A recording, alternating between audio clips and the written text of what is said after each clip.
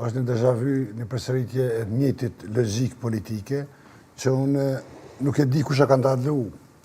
zotin Kurti që të filloj bisedimet nga data 7 qershor, kush e ka ndalu kur rezultati zgjedhor ka qenë i qartë, për unë më shumë e shoh si një tendencë për të zvarritur proceset me qëllim të krijimit të një situate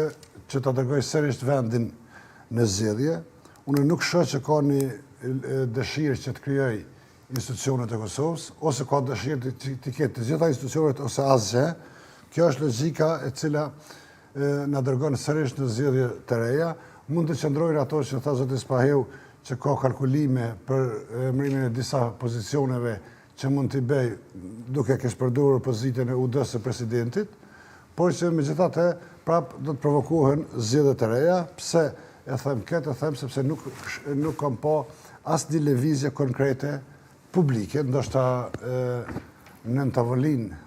kanë bisedu dikush me dikë, por nuk kam pa diskutime publike që kanë të bëjnë me krijimin e institucioneve. Kështu që ty e pas parasysh që është fituesi i zgjedhjeve, i këtyre zgjedhjeve, sepse shpesh herë përkrohet përshtypja në opinionin publik se të gjithë qytetarët e Kosovës e kanë mbështetur ju, në statistikisht është vetëm 16% e qytetarëve të Kosovës kanë votuar për lëvizjen e vendosje, nëse merr numrin e pjesëmarrësve, gjithë ata që janë të regjistruar për me votu, dhe ky ndryshim i rezultatit ka ardhur si pasojë e votave që kanë ardhur nga diaspora, kështu që edhe shifri që është i pakënaqshëm me rezultatin zgjedhor, dhe ndoshta pret që të ketë një situatë më të favorshme me një rezultat me një palë zgjedhje tjera që mund të krijojnë një rezultat të ri, që thjesht do të ikë përgjithësisë, mendimi jam është ky, do të ikë përgjithësisë për krijimin e institucioneve për shkak se do të përballet me problemet që ka shkaktuar vetë në raportet ndërkombëtare, me problemet që ka shkaktuar vetë në bisedimet si në Bruxelles, si në Ohër, dhe si e tillë do që të ketë një përfitim në kohë,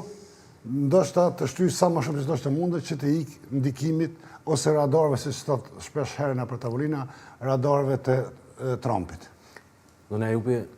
Ajzeraj, a po vreni gatishmëri në fakt dhe si e shpjegoni këtë që po thot zoti Kurti, se po pret certifikimin e rezultatit e zgjedhjeve, duhet